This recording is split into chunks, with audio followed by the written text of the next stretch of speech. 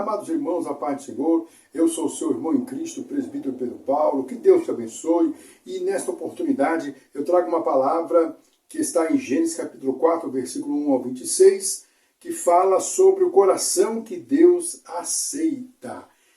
E aconteceu que ao fim de uns tempos trouxe Caim do fruto da terra uma oferta ao Senhor, e Abel também trouxe dos primogênitos das suas ovelhas e da sua gordura, e atentou o Senhor para Abel e para a sua oferta, mas para Caim e para a sua oferta não atentou. Está em Gênesis capítulo 4, versículo 3 ao versículo 5.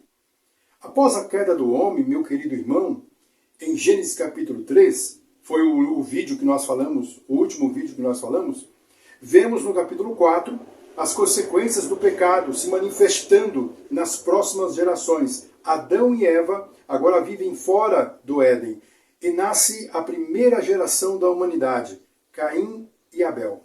Ambos nasceram em um mundo onde o trabalho, o suor e a dor já faziam parte da realidade humana. Mas mesmo nesse contexto, o desejo de adorar a Deus ainda estava presente. Caim e Abel ofereceram sacrifícios ao Senhor, porém Deus aceitou a oferta de Abel e rejeitou a de Caim. E aqui começa uma das lições mais profundas das Escrituras. Deus não olha apenas o que oferecemos, mas o coração com que oferecemos. Como eu sempre faço, do versículo 1 ao versículo 5, o valor do coração na adoração. A Bíblia diz o seguinte, irmão, que Caim era lavrador e Abel era pastor de ovelhas. Cada um trouxe do fruto do seu trabalho uma oferta a Deus. Mas o texto destaca algo importante. E que algo é esse? Vamos ver aqui na palavra de Deus. Atentou o Senhor para Abel e para a sua oferta, mas para Caim e para a sua oferta não atentou. Perceba a ordem. Deus primeiro olhou para a pessoa, depois para a oferta. Você entendeu? O que isso nos ensina? Deus não se agrada da oferta sem integridade. Ele não quer apenas o sacrifício. Ele quer adorador. Pega aí, já pegou? Oh, glórias a Deus! Abel trouxe dos primogênitos e da gordura das suas ovelhas, o melhor e o primeiro. Isso mostra fé, prioridade e devoção. Caim, por outro lado, trouxe apenas do fruto da terra. O texto não fala que foi o melhor nem o primeiro. Isso sugere falta de zelo e reverência. E que lição podemos tirar daqui, meus amados? Muitas vezes oferecemos a Deus apenas o que sobra, o resto do tempo, a última energia do dia, um culto sem entrega, uma oração apressada, mas Deus continua buscando verdadeiros adoradores, que o adorem em espírito e em verdade, conforme está em João capítulo 4, versículo 23.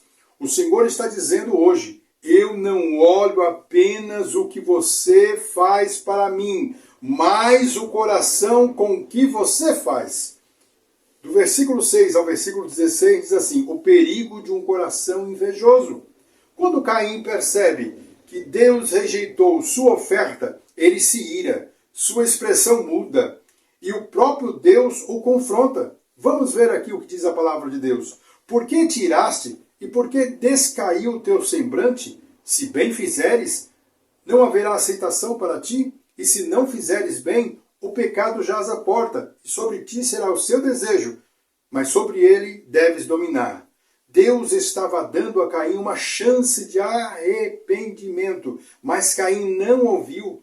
A inveja cresceu, e o pecado que jazia à porta entrou no seu coração. Caim chama Abel ao campo e o mata. O primeiro homicídio da história.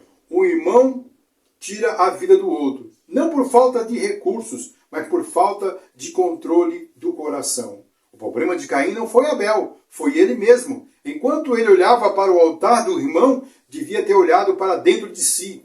O pecado sempre começa no coração, antes de chegar às mãos. Tiago capítulo 1 e versículo 14, o versículo 15 diz assim: cada um é tentado pela sua própria cobiça, quando esta o atrai e seduz. Então, a cobiça, depois de haver concebido, dá à luz o pecado, e o pecado, sendo consumado, gera a morte. E que lição podemos tirar daqui, meus amados? Quantas vezes deixamos o ressentimento, os ciúmes ou a comparação nos afastarem da presença de Deus? Muitos matam relacionamentos, ministérios e amizades por não dominarem o pecado que bate à porta. Deus ainda diz hoje, você pode dominar isso. O Espírito Santo nos capacita a vencer o pecado, a perdoar e a caminhar em amor. Tem gente que não perdoa, irmão. É uma coisa terrível. Do versículo 9 ao versículo 26, a consequência e a esperança. Após o crime, Deus pergunta a Caim, onde está Abel, teu irmão? E ele responde, não sei, sou eu o guarda do meu irmão? Essa resposta mostra um coração endurecido. Caim não se arrepende, tenta esconder o pecado e mente para Deus. Mas o Senhor diz, a voz do sangue de teu irmão clama a mim desde a terra. O sangue de Abel clamava por justiça. Caim é amaldiçoado, perde a comunhão e se torna um fugitivo sobre a terra. Ele diz, o meu castigo é maior do que posso suportar. Deus marca Caim para que ninguém o mate. Mesmo na punição, há um traço de misericórdia. E mais à frente, se a gente olhar o texto, encerra com esperança. Diz assim a palavra de Deus, versículo 25 e 26. E Adão tornou a conhecer sua mulher, e ela deu à luz a um filho, e chamou o seu nome Sete, porque disse ela, Deus me deu outra descendência em lugar de Abel. Então começaram os homens a invocar o nome do Senhor. Olha que coisa maravilhosa. Deus sempre tem, irmão, um remanescente. Deus levantou uma nova geração através de Sete, uma linhagem de homens que voltaram a invocar o nome do Senhor. Mesmo após o pecado e a morte, Deus manteve viva a esperança de salvação. E que lição podemos tirar daqui, meus amados? O pecado pode nos afastar de Deus. Sim, pode, mas nunca destrói os planos de Deus. Ele sempre recomeça, sempre restaura, sempre gera uma nova semente.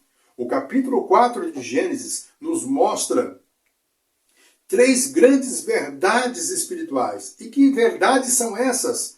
Primeiro, Deus aceita o coração sincero, não apenas o sacrifício.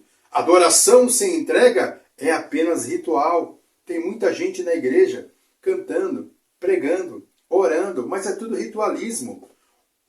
Segundo, o pecado começa dentro de nós e precisamos dominá-lo antes que ele nos domine. Quem se aproxima de Deus vence o mal. Terceiro, mesmo quando o pecado parece destruir tudo, Deus sempre prepara um novo começo. Ei, aleluia! De Caim e Abel surge Sete, e de Sete virá a linhagem que levará até Cristo. Oh, glórias a Deus! É por isso que eu amo a palavra do Senhor. Jesus é o sangue melhor do que de Abel. Está lá em Hebreus capítulo 12, 24. Porque o sangue de Abel clamava por justiça, mas o sangue de Jesus clama por perdão e redenção. Oh, aleluia, glórias a Deus!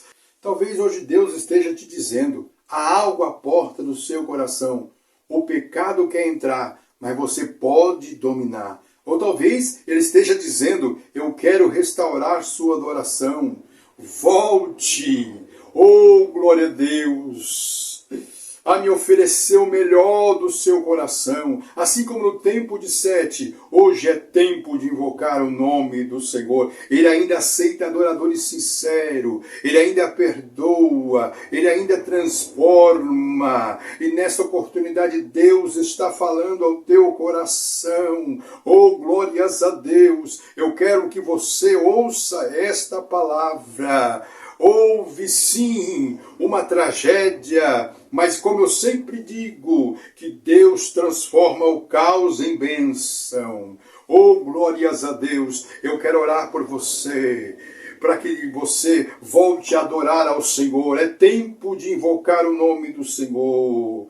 Oh, glórias a Deus! E Deus recompensou Adão e Eva com um filho chamado Sete. E aí começou a invocar o nome do Senhor. Oh, que maravilha, irmão! Que coisa boa é invocar o nome do Senhor.